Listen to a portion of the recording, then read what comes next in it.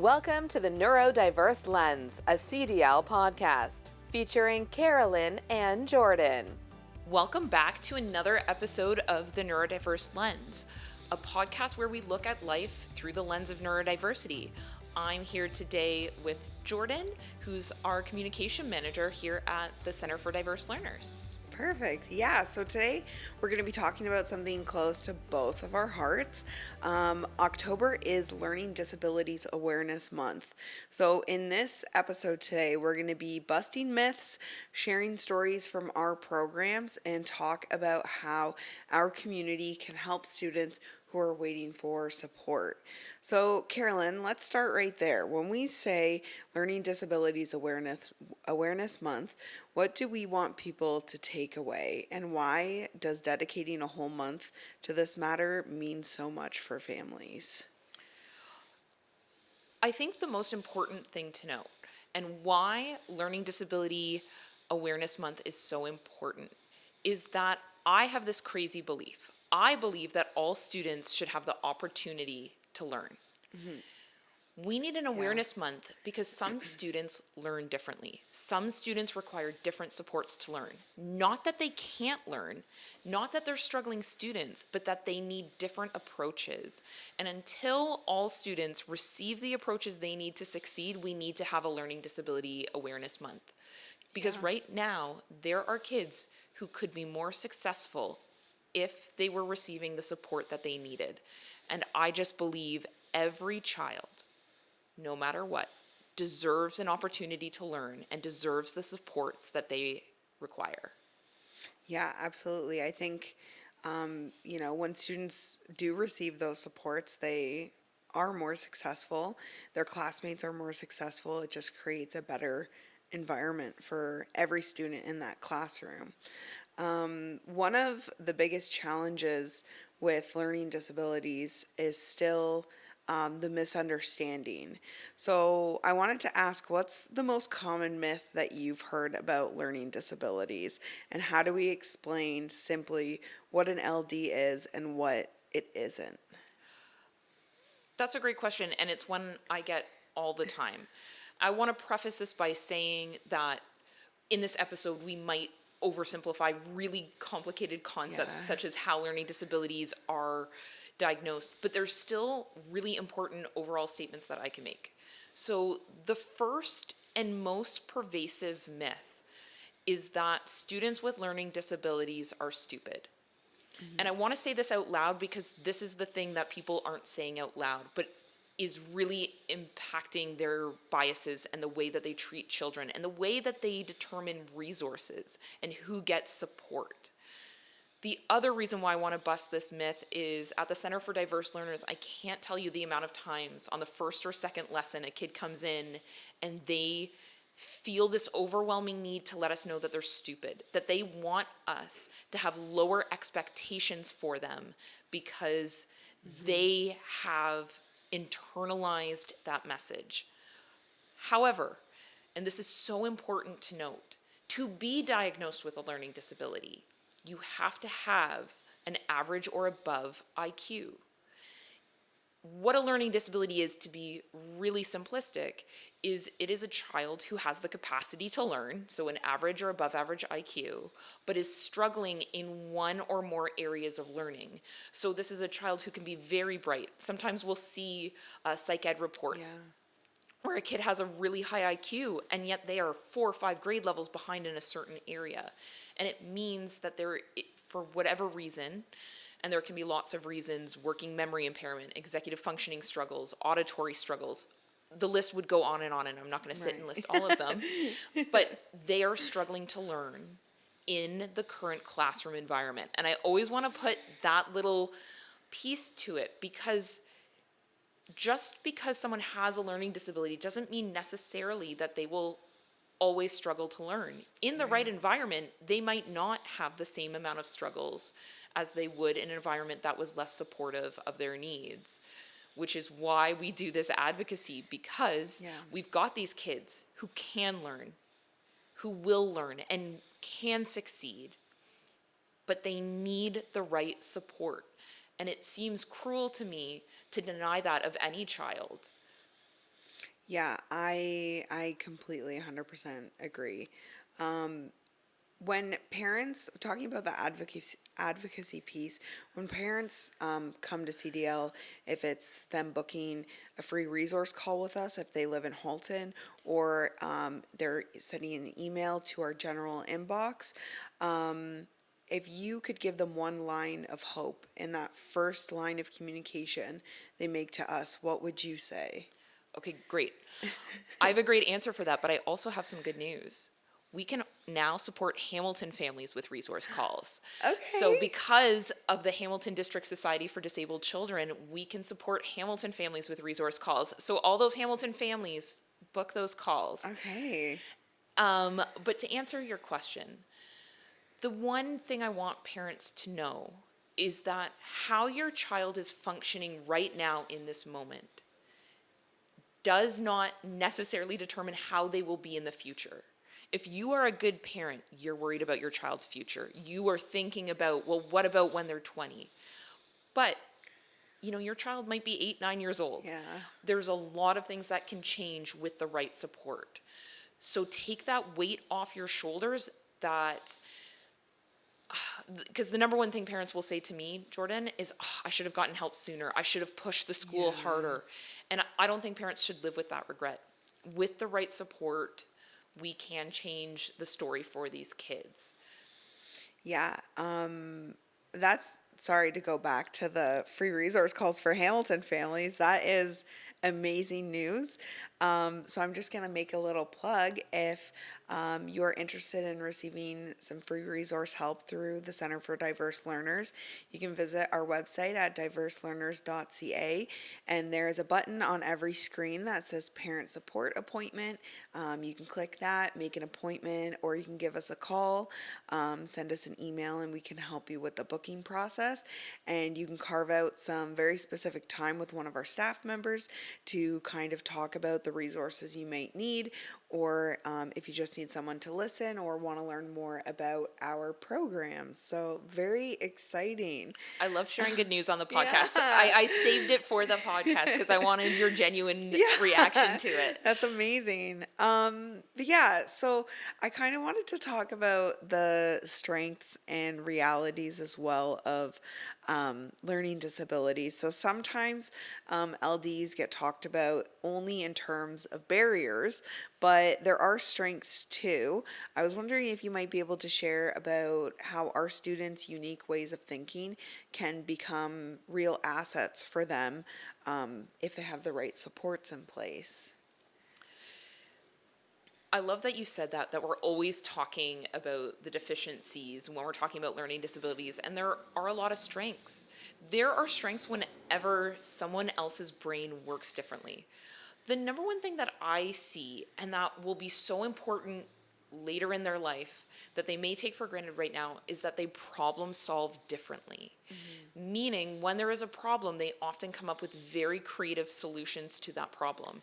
And sometimes that benefit isn't necessarily seen in school, because in school, oftentimes, for lots of reasons, I say this without criticism, they want you to do a project a certain way, or they want you to answer a math question in a certain way. But in the workplace, that kind of creative thinking is really important. The other strength, and there is a wide variety of learning disabilities, but another strength that they often bring that I see is they have learned to be resilient, and they've learned to work hard. When I see a kid who has a learning disability in high school, they've had to work harder than other students. Yeah. And that often can take them farther. There's some kids who don't really have to work hard until they hit university, and then it hits them, and they suddenly have to do all of these things they've never done before. But kids with learning disabilities know how to work hard. They know how to ask for help because they've had to. And so that can set them up for future success. I have often, and I've been working with kids with learning disabilities for 20 years now. Please, no one do the math on that. And what I will tell you is there have been times where I've had to sit across from a kid and they'll say, it's so hard. Why does it have to be so hard for me? And I have to have a really difficult conversation. And the conversation has to be like, reading is going to be harder for you. Yeah. You are going to have to practice more. You are going to have to take more time when you read. You might need to use accessibility software. But that doesn't take away from the achievement you will once have. In everything else in life, we tend to reward people who've worked really hard for that hard work. You know, when we look at athletes, no one is critical of an athlete who's like, well, that athlete had to train really hard, so that gold medal doesn't really mean anything. But in North America, our view of school is that we tend to overvalue students who get it naturally versus the student who had to work hard for it. And that message gets put into children.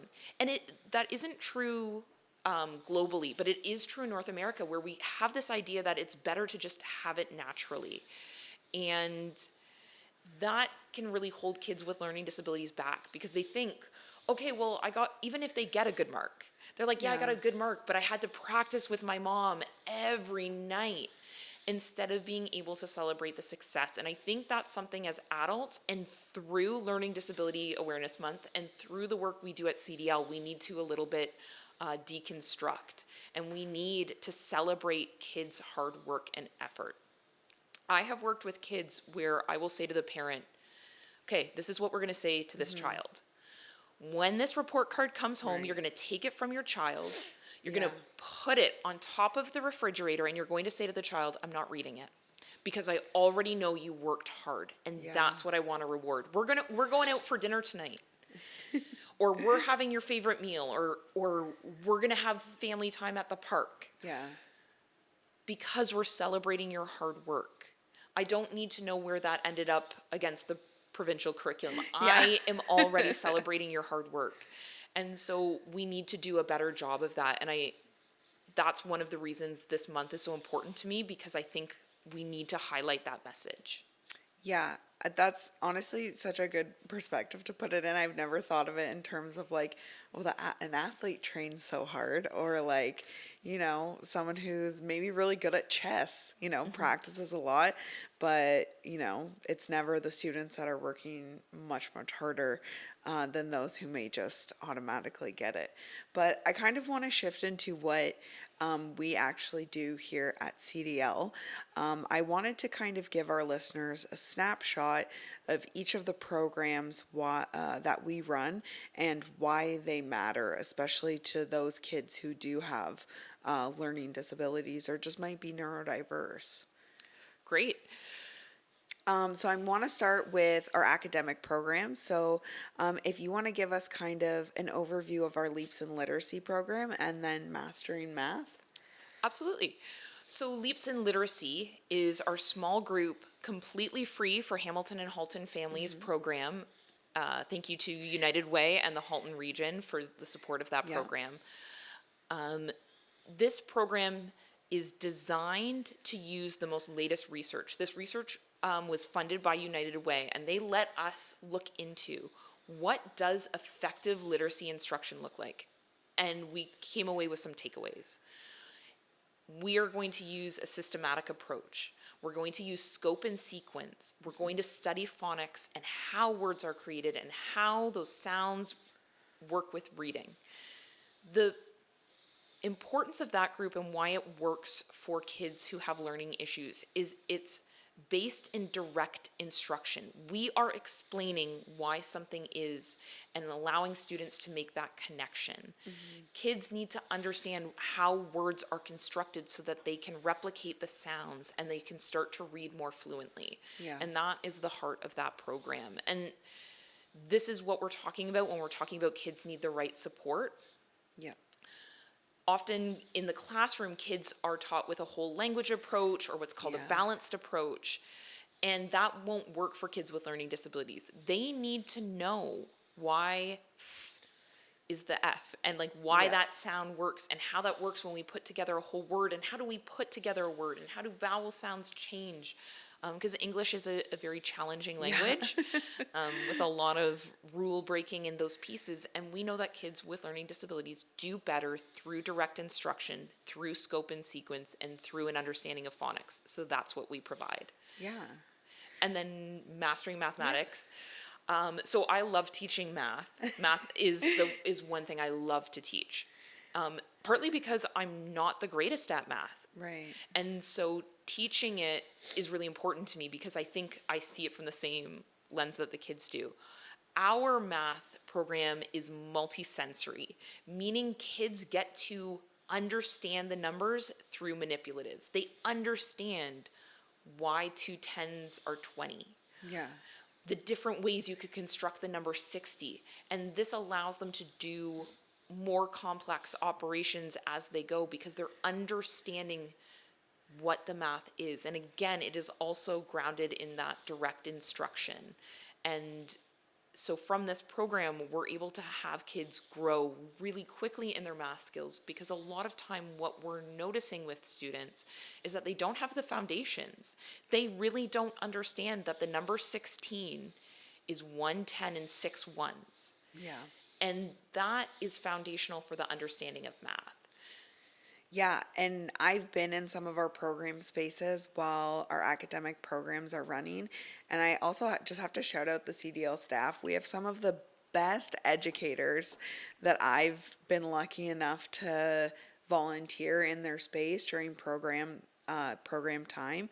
And I just have to say, if I had math educators like the ones we have, I don't know, maybe I would have a different trajectory of my career afterwards, because even just sitting there watching our teachers teach is, I'm learning new things all the time. And the other part that's really important about our educators that I think is really important when we're looking at learning disabilities holistically, these are kids who don't have a lot of self-esteem. And one thing our educators do so well is they help kids celebrate their own success. They help kids recognize their success, they help them build that success, and then they celebrate it together.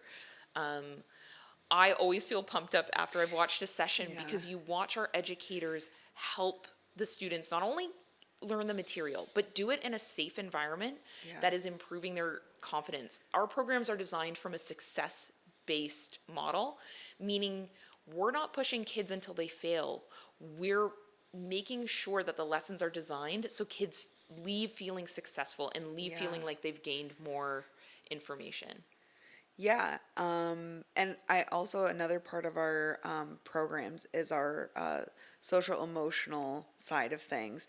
So our social skills programs, I was wondering if you could talk a bit more about our friendships and relationships program and also executive functioning.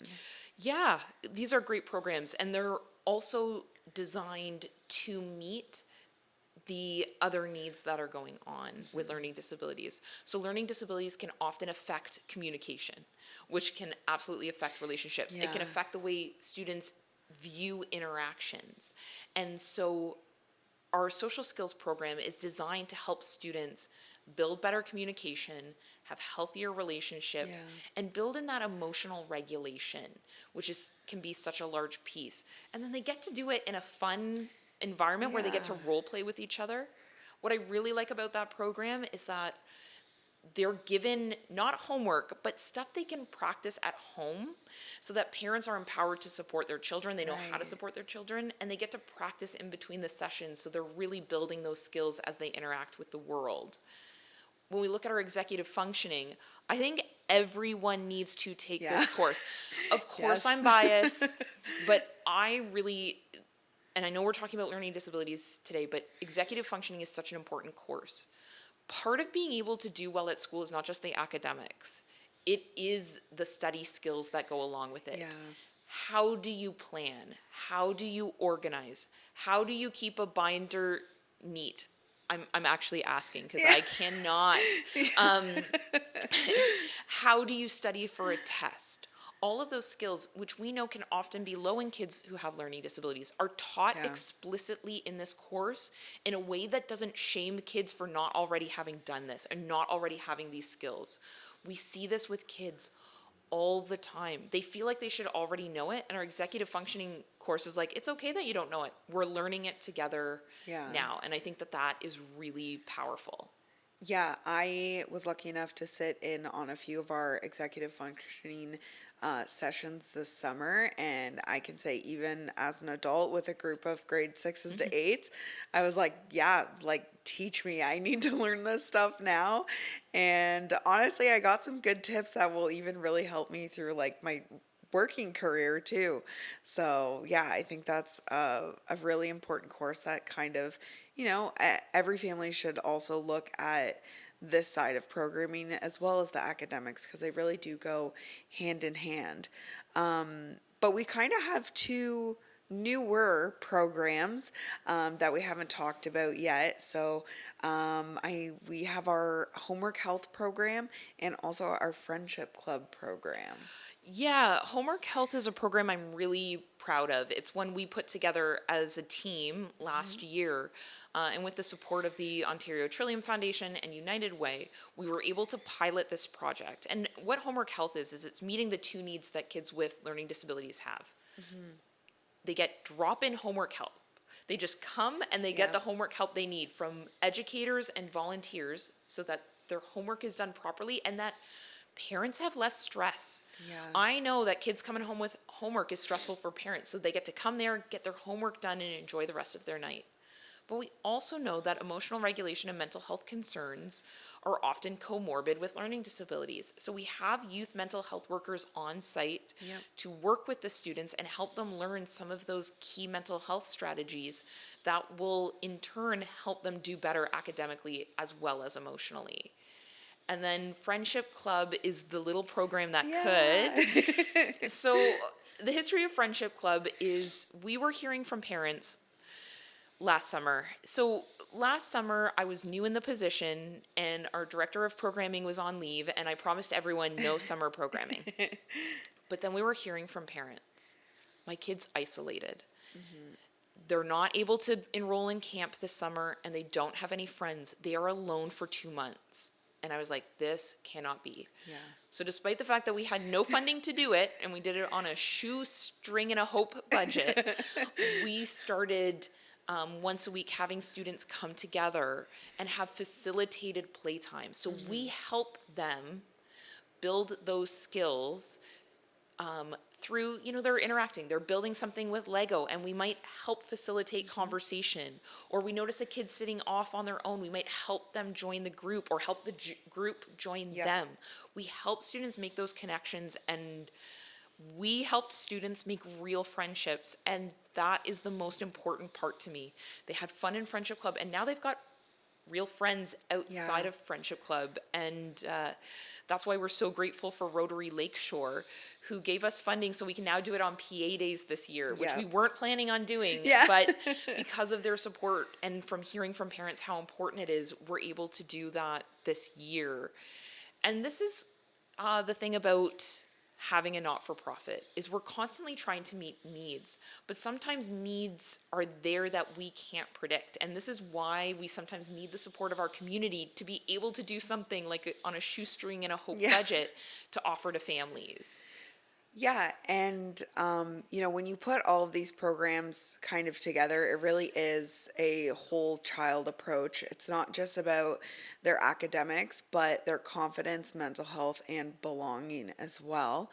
But I just want to take a quick pause here, and I want to talk about how we still do have kids waiting to join our programs.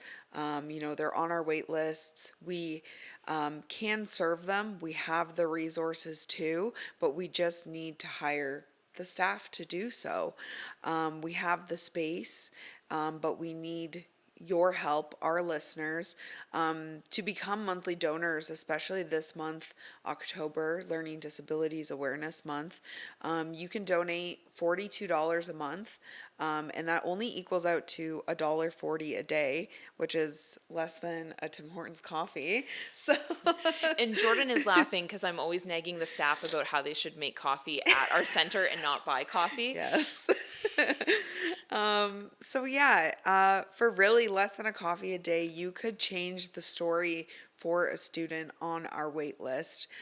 So if you're listening right now, you can click the link either in the bio underneath the video, or if you're listening on Spotify or Apple Podcasts, you can click the link in the description of the episode, and that'll take you to our website, diverselearners.ca/donate, where you can become a monthly donor and really help support a student who is really in need to attend our programs. Can I share the story of a family that is currently on the wait list? Yeah.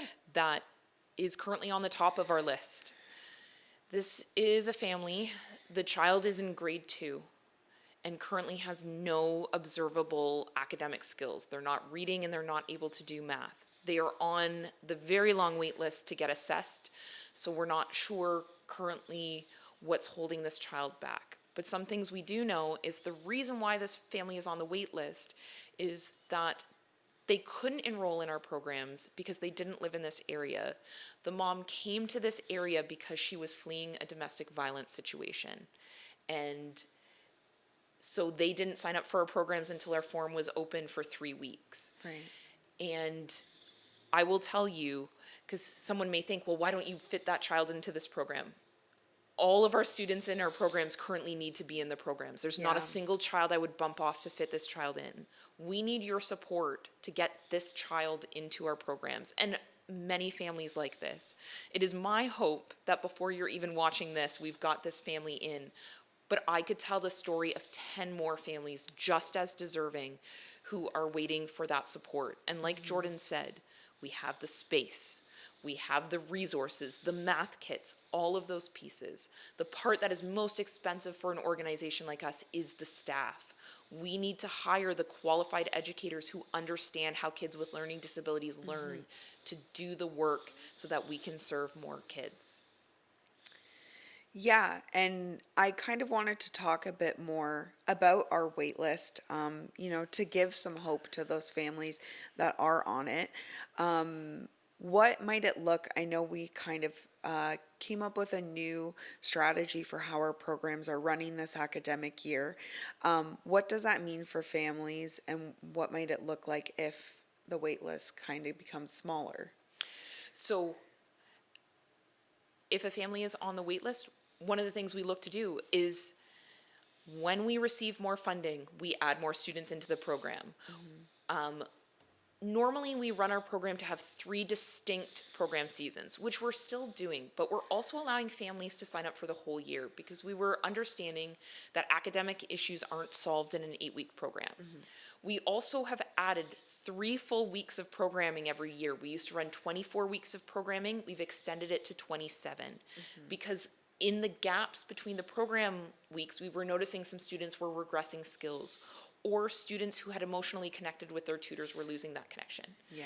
But this also means that there are families who in January will get a different hockey schedule or a dance schedule, and they may no longer be in our program for a while. They may come back, and that will open spaces. And then as we receive funding, and it is a direct correlation, we get a monthly donor, we can get a kid into our programs, and then we will add families for there.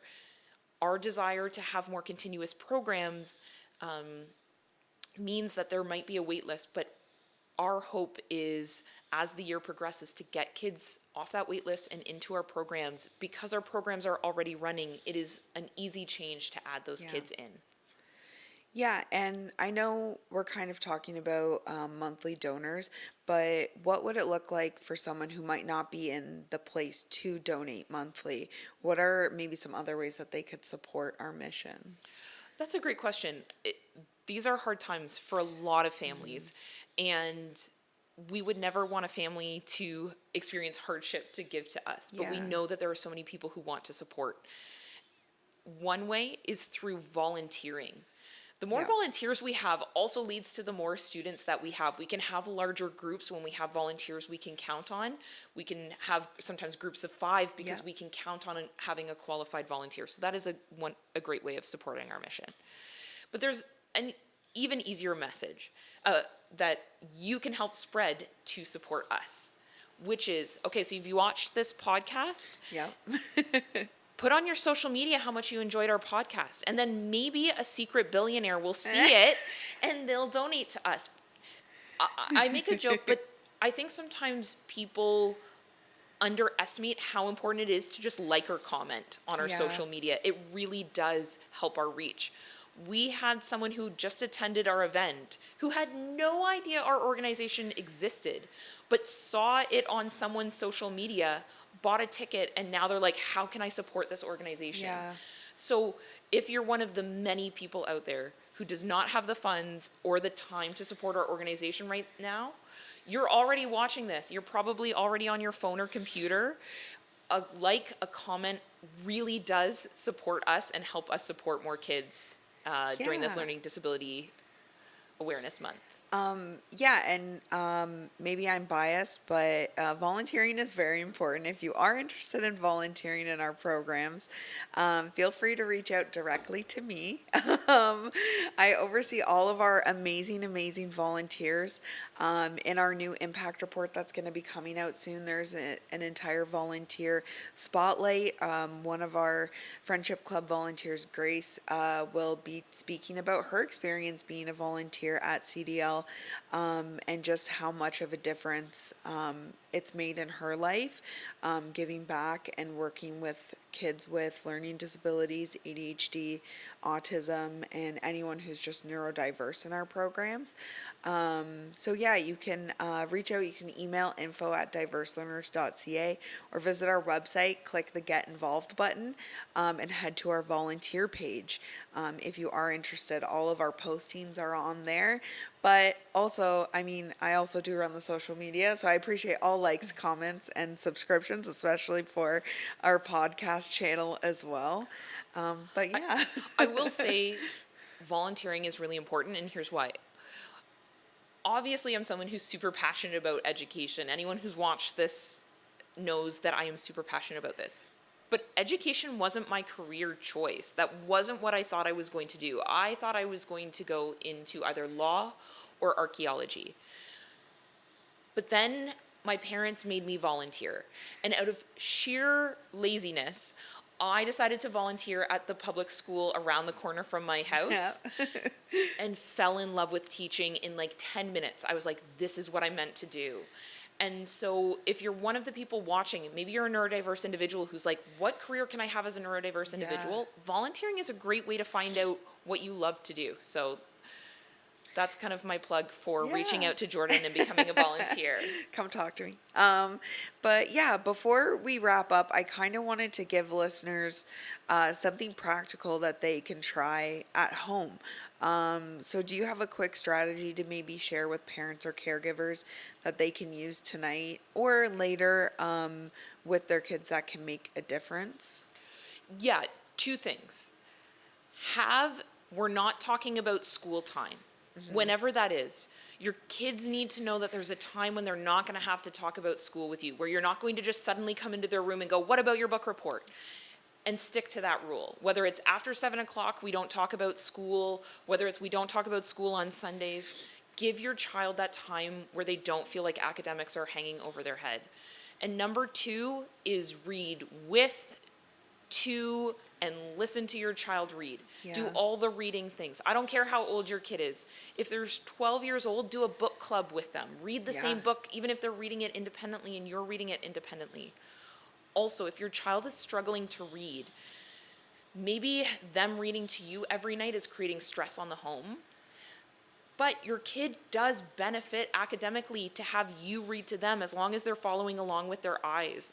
one of my favorite games to play, especially with the little ones, is, okay, I'm going to read and you're going to watch with your eyes. And then every once in a while, I'll sneak in like a fake word or a silly word, and I'll be like, they went to the store on an elephant, and the kid's supposed to yell stop or wrong or whatever. And it just makes the kid kind of follow along with their eyes. And it also makes reading fun. Because if reading is the thing your child is struggling at, that's a heavy weight to carry. And so having home be a safe place where reading is fun will help them in the long term. I think that has more benefit than the child crying as you're going through flashcards of words. And so there is a benefit to you reading to your child. Don't think that that's taking the easy way out, because I know our schools, and as they should, are telling that kids should read 20 minutes a night, but if your child is really struggling, you might want to read to your child and just have them follow along. Yeah. Those are really great strategies. So for the listeners, the parents, the caregivers, maybe take a second, rewind, get a pen, get a paper, write those down, and then hopefully you can implement them in your home. But I really just want to close this out that, October shines a spotlight on learning disabilities, but for families, especially in our community here at CDL, this is year round. So if you want to make a difference, the most impactful thing you can do today for CDL is to become a monthly donor. That's $42 a day, just $42 a month, just $1.40 a day, takes a child off of our wait list and into the supports that they need. Thank you, Jordan. And does this mean you will start making coffees at the office? Yes, I will. I promise. Thank you for watching. Thank you for listening to the Neurodiverse Lens, a CDL podcast. For more information, visit diverselearners.ca.